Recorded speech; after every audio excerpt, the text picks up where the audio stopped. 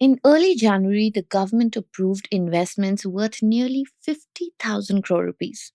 This money was meant for manufacturing mobile enclosures. These are the metal frames inside your phone that hold all the components together. Naturally, it's not the kind of decision that usually gets attention. Still, this approval points to something important about how India is rethinking its electronics manufacturing. You see, over the last decade, the country has focused on building manufacturing capacity.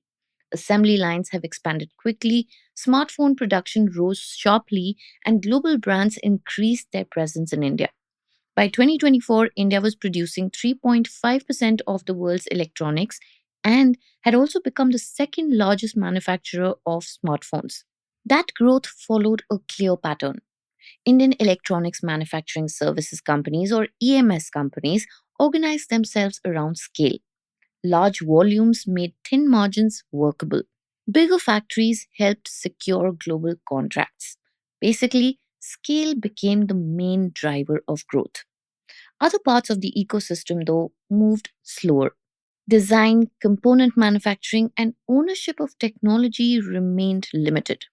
Much of the depot work stayed outside the country, even as the final assembly shifted inwards. Joint ventures with foreign original design manufacturers played a central role during this phase. These partnerships helped Indian firms manufacture complex products and brought process discipline into local factories. They also influenced how much control or lack of control Indian companies had over design decisions and future product roadmaps. The electronics component manufacturing scheme is meant to respond to this imbalance. By encouraging domestic production of components like mobile enclosures, the government is trying to strengthen the middle of the supply chain and increase value addition. For manufacturers, this marks a turning point. Scale still matters. At the same time, future growth depends on engineering capability, design depth, and long term investment in research. China's experience in this regard often comes up because its electronics ecosystem evolved differently over time. And that comparison raises a question India's electronics industry is now facing. How far can an ecosystem built around assembly go before it needs to own the technology that it produces? Welcome to Daybreak, a business podcast from the Ken. I'm your host, Snigdha Sharma, and I don't chase the news cycle. Instead, every day of the week, my colleague Rachel Varghese and I will come to you with one business story that is worth understanding and worth your time. Today is Tuesday, the 20th of January.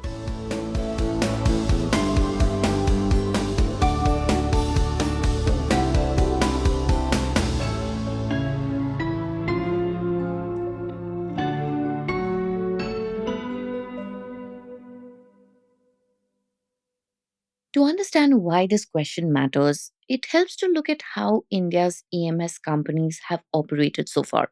For firms like Dixon Technologies, Tata Electronics, and Syrma SGS, scale became the organizing principle. In a business with thin margins, scale helped to stabilize operations. Larger factories made it easier to handle big orders and also to manage costs. Anand Dubey, the founder and CEO of Intcal Technologies, described scale as a base layer.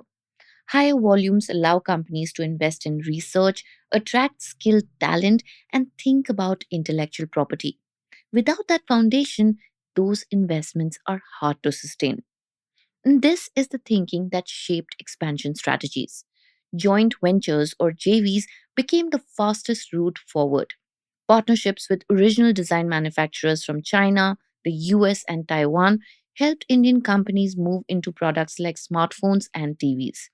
JVs such as Dixon Longcheer, Bhagwati Walk-in, and Syrma SGS Shinhyup supported India's manufacturing growth. By 2024, India accounted for 3.5% of global electronics output. To understand this better, let's look at Dixon. It shows both progress and constraint. The company is expected to produce around 40 million smartphones in FY 2026 and controls over half of India's mobile outsourcing market. Its annual reports show R&D or research and development spending below 1% of their revenue. Chinese contract manufacturer Huaqin Technology began in a similar position and now spends around 5% of its revenue on R&D.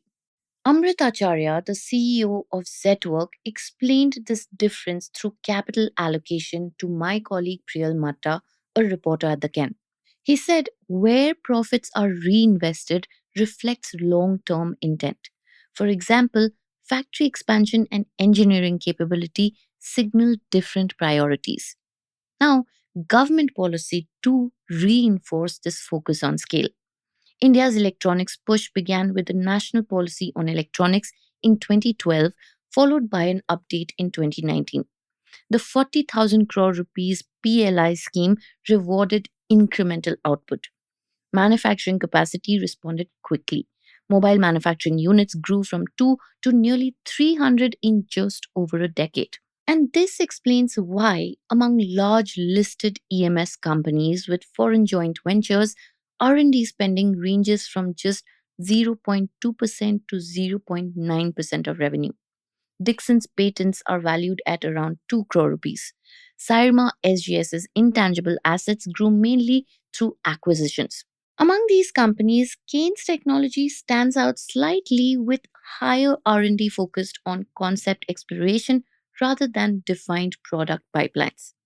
Joint ventures or JVs transferred manufacturing discipline and quality systems. According to analyst Sanchit Veer Kogya, control over design direction usually remained with foreign partners. Another EMS executive described knowledge sharing as limited to current manufacturing needs. As a result, most local design work involves adapting existing products. Prachir Vardhan Singh of Counterpoint Research pointed out to us that India has design engineers but lacks companies that own end to end product intellectual property. More on this in the next segment. Stay tuned.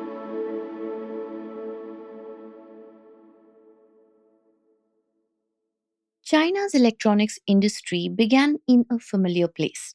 In the late 1990s, it served as a low cost manufacturing base for global companies, including Apple. Over time, manufacturing components and research evolved together. Industry professionals often cite speed as an early advantage. Electronics plants in China typically came up in about 18 months compared to 5 or 6 years in India. Infrastructure mattered, but ecosystem integration mattered more. When Apple, under CEO Tim Cook, moved manufacturing to Shenzhen, Chinese engineers worked closely with American teams. New designs quickly created demand for new components. Suppliers were sourced through dense local networks, and this supported collaboration and faster learning. Over time, China produced global smartphone brands like Xiaomi, Oppo, and Vivo, along with firms such as Huawei and electric vehicle maker BYD. In fact, Huawei's journey kind of illustrates this arc. It produced its first original product in 1993 through reverse engineering and sustained R&D investment. Joint ventures with AT&T, Nokia, and Intel added learning while internal capabilities expanded. Today, Huawei spends over 20% of its revenue on R&D. By 2023, China accounted for roughly a quarter of global electronics exports. Also, proximity played a central role in all of this. Components, tooling, labs, and engineers were located close together, allowing problems to be solved quickly. India's early smartphone brands, including Carbon, Lava, and Micromax, struggled after Chinese brands entered the market in 2015. India is now trying to build ecosystem density through its electronics manufacturing cluster scheme. Progress varies across states. Some Indian firms are experimenting with different models. Zetwork began as an engineering led company and later expanded to EMS, which now accounts for about a tenth of its revenue. Indcal developed in house design capabilities and launched its smartphone Wobble One in November 2025. However, scale still remains essential for sustaining deeper R&D. But structural constraints persist. Many Indian companies lack design lineage. Geopolitics affects technology flows.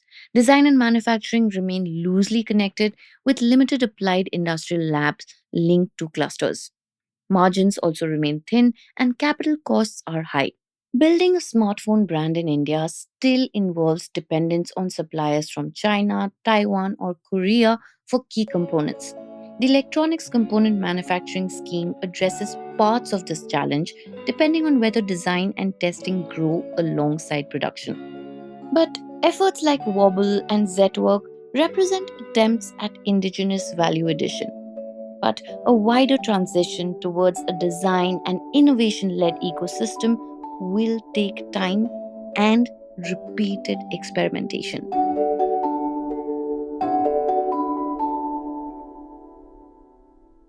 Daybreak is produced from the newsroom of The Ken, India's first subscriber focused business news platform.